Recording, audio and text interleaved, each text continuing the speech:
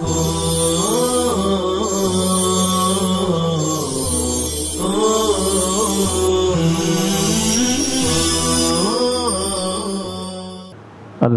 لله رب العالمين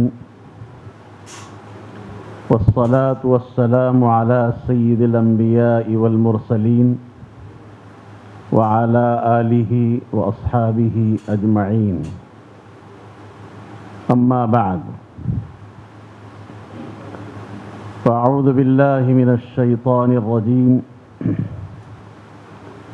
بسم الله الرحمن الرحيم. قد أفلح من زكاها. صدق الله العلي العظيم.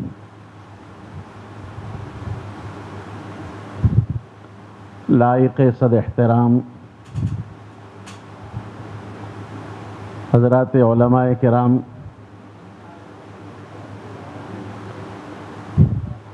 مشائخ اعظام کے درمیان مجھ جیسے بے بدعات کا میں سمجھتا ہوں کہ کچھ کہنا جرأت ہی ہے. بہرحال مولانا حذیفہ صاحب دامت برکاتہم نے اپنے تمام ہی رفقاء کو جمع فرمایا ہے. اس موقع کی مناسبت سے کچھ باتیں میں آپ حضرات کی خدمت میں پیش کرنا چاہتا ہوں. دیکھیے، اللہ کا فضل ہے کہ اللہ تعالیٰ نے آپ کو اور ہمیں علمی مشغلے سے وابستہ رکھا ہے. ذالک فضل اللہ یؤتیہ من یشاء. ہم اللہ کی اس نعمت پر جتنا بھی جو ہے شکر ادا کریں کم ہے.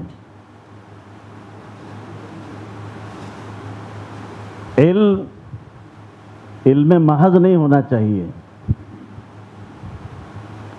علم کے ساتھ ابدیت کا لزوم ضروری ہے. جب دونوں کا سنگم ہوگا اور علم اور ابدیت کا امتزاج ہوگا تو بہت سارے جو ہے اچھے نتائج وجود میں آئیں گے. ابدیت کے بغیر علم انسان میں استکبار پیدا کرتا ہے. انکسار کے بجائے فخر و غرور کا انسان شکار ہو جاتا ہے.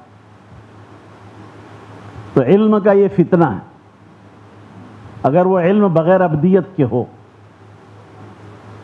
اسی طریقے سے ابدیت ہو اور علم نہ ہو، ابدیت بلا علم کے، یہ بھی ایک فتنہ ہے.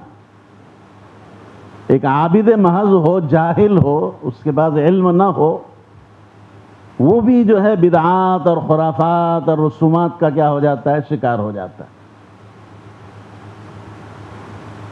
اس لیے حاصل یہ نکلا کہ اللہ رب العزت نے آپ کو بھی اور ہم کو بھی علم کی گراں مایہ دولت سے نوازا ہے. اس لیے ہمیں ضروری ہے کہ ہم اپنے علم کے ساتھ ساتھ ابدیت کو بھی اپنے لیے کیا کر لیں، لازم کر لیں. علم مع العبدیہ کا خاصہ اور اس کی خصوصیت ارتفاع ہے، ارتقاء ہے. آپ کو اور کچھ کرنے کی ضرورت ہی نہیں ہے. ارتفاع کے لیے اور ارتقاء کے لیے اور رفعت شان کے لیے اور اپنی عظمتوں کو بگھارنے کے لیے کوئی چیز کی ضرورت نہیں ہے. آپ علم کے ساتھ، علم تو اللہ نے دیا ہی ہے، اس کے ساتھ ابدیت کو لازم کر لیجیے. علم ایک لطیف شے ہے، ایک لطیف چیز ہے. اور آپ نے سمجھا ہوگا، پڑھا بھی ہوگا کہ جب کسی لطیف چیز کو کسی کثیف چیز کے اندر داخل کر دیا جاتا ہے تو وہ چیز اچھلنے لگتی ہے. جیسے ہم لوگ بال کھیلتے ہیں، بال میں کیا ہوتا ہے، وہ ایک کثیف ہے، اس کے اندر ایک لطیف ہے، ایک ہوا بھری ہوئی ہے. آپ بول کو جو ہے زمین پہ مارو اچھل کے اوپر جائے گا. ایسے علم کیا ہے؟ ایک لطیف چیز ہے. اس لیے علم کا خاصہ ہی ارتفاع ہے. اس لیے علم محض انسان کو غرور نفس میں مبتلا کرتا ہے، استکبار میں مبتلا کرتا ہے. اس لیے عبدیت کی ضرورت ہے، اور عبدیت محضہ بھی جو ہے مضر ہے، وہ ذلت نفس پیدا کرتی ہے. اس لیے تواضع کی بھی ضرورت ہے، اور اپنے اندر جو ہے انکساری پیدا کرنے کی بھی ضرورت ہے. دیکھیے قابلیت تو آپ کو کتابوں سے پیدا ہو جائے گی. دو چیزیں ہم لوگ اکثر استعمال کرتے ہیں. قابلیت پیدا کرنے کے لیے کتابیں ہیں، ہم کتابوں کا مطالعہ کر کے اپنے اندر قابلیت پیدا کر سکتے ہیں، مگر مقبولیت کیسے حاصل ہوگی؟ کتابوں سے قابلیت ملے گی لیکن کتابوں سے مقبولیت نہیں ملنے والی. آپ مقبولیت کے لیے آپ کو عبدیت کو اختیار کرنا ہوگا، اصلاح اخلاق کرنا ہوگا، اعمال کی اصلاح کرنی ہوگی، اپنے نفس کی اصلاح کرنی ہوگی، اپنے باطن کا تزکیہ کرنا ہوگا، اپنے قلب کا تصفیہ کرنا ہوگا. تب جا کے آپ کے اندر جو ہے آپ مقبول عند اللہ بھی ہوں گے اور مقبول عند الناس بھی ہوں گے. اس لیے دیکھیے ہمارے سامنے مثالیں ہیں، یہود اور نصارہ کی مثالیں ہمارے سامنے ہیں. یہود کو اللہ تبارک و تعالیٰ نے علم عطا کیا تھا، ان کو ایک علمی کتاب دی گئی تھی. انہوں نے جو ہے نا، اور اس کے ساتھ ان کو یہ کہا گیا تھا کہ اپنے انبیاء کا اتباع ضرور کریں، مگر ان کے اندر استکبار پیدا ہو گیا اور انہوں نے اپنے انبیاء کا اتباع ترک کر کے محض کتابوں کے جو ہے کیا ہو گئے؟ پابند ہو گئے. اور کہنے لگے کہ جب ہم کو کتاب ناطق ساکت کی ضرورت ہے، کتاب ناطق کی ضرورت نہیں ہے. تو انہوں نے جو ہے صرف کس کو پکڑ لیا؟ کتاب کو پکڑ لیا.